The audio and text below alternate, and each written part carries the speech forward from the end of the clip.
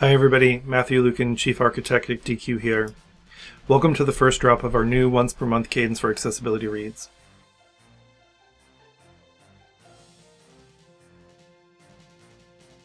Global Accessibility Awareness Day, or GAD, was celebrated back on May 15th. Thank you all for those who attended one of our 3 regional sessions.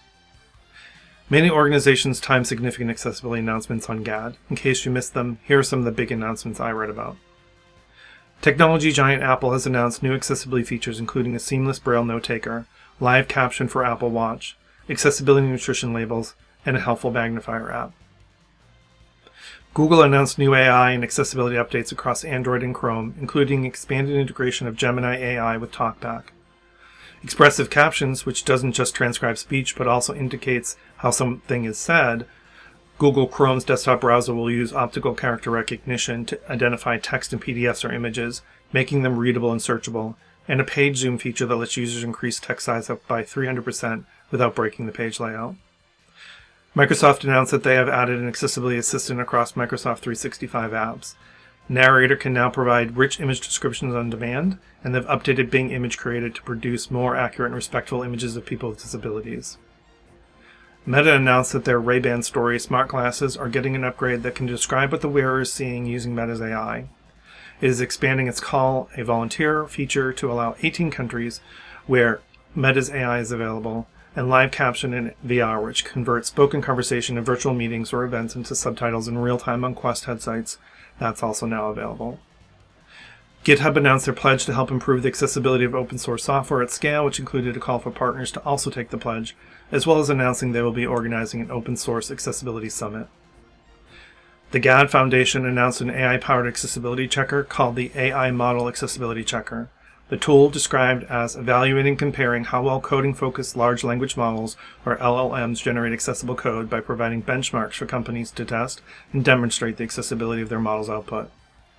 And of course, DQ announced both their new Axe MCP server, where you can ask your IDE to make your component accessible and get reliable fix suggestions automatically, and Axe Assistant, which is generative AI chatbot built for digital accessibility, where users get real-time insights into any digital accessibility question they may have. There's also some significant regulatory-related news for this drop. The Accessibility and Financial Services Report analyzed over 270 leading UK companies in 9 financial regulated subsectors, considering key factors directly related to accessibility and digital inclusion. The report showcases that the UK financial sector is falling short of digital inclusion and accessibility standards. An analysis in Ireland shows that many organizations remain unprepared for EAA. The lack of readiness suggests that many may be underestimating the scale of the change required or are encountering internal roadblocks to implementation. The UK rail regulator, the Office of Rail and Road, or ORR, states that claims over failures are no longer limited to the cost of the ticket in a bid to toughen accessibility rules.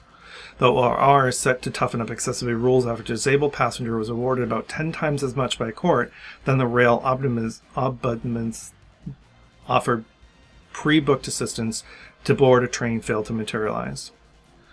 Oman has launched their digital accessibility guidelines to boost inclusive e-government services for all citizens, supporting Vision 2040 and global best practices. India's Supreme Court directed revisions to Know Your Customer, or KYC, digital norms to ensure accessibility for persons with disabilities, reinterpret Article 21 of the Constitution to encompass the right to digital access. H.R. 3417 is back on the U.S. congressional docket and is aimed to get clear, enforceable digital accessibility standards for websites and apps. Its reintroduction signals ongoing pressure to address digital inclusion at the federal level. The bill is hoping to establish uniform accessibility standards for websites and applications. State accessibility officers convened in the NICEO mid-year conference with a call to action. State and local governments must prioritize upgrading their websites to meet impending federal accessibility deadlines. Only 10% of U.S. faculty believe their college provides adequate tools to support students with disabilities, making it hard to meet the updated ADA Title II mandates on digital accessibility. The survey shows they need digital accessibility support. One way the University of North Dakota is getting ready for Title II deadlines is to partner with DQ University for digital accessibility training.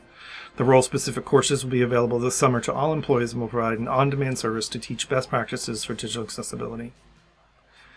In the miscellaneous section, I've shared articles from all over the world, including India, the US, UK, the EU, Italy, Nebraska, Wisconsin, Tennessee, Oklahoma, and Massachusetts, covering technology, travel, television, and entertainment, award winners, the Tomato Project, assistive tech, architecture, gaming, tourism, fashion, and sports, including bird calls.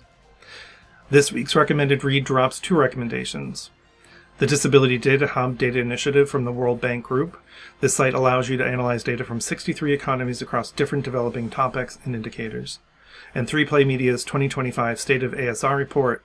The annual study finds that ASR technology is showing signs of a plateau. In our bonus content, we are featuring Empathy Through Play. Removing Barriers is a thought-provoking board game created to help people understand the real-life challenges faced by disabled people. First introduced in 2017, the game has been updated with current tools promoting disability inclusion in 2025. Thank you for all that you are doing to bring equality to the digital world. Please share these stories across your networks. Grab a coffee and a friend and get reading.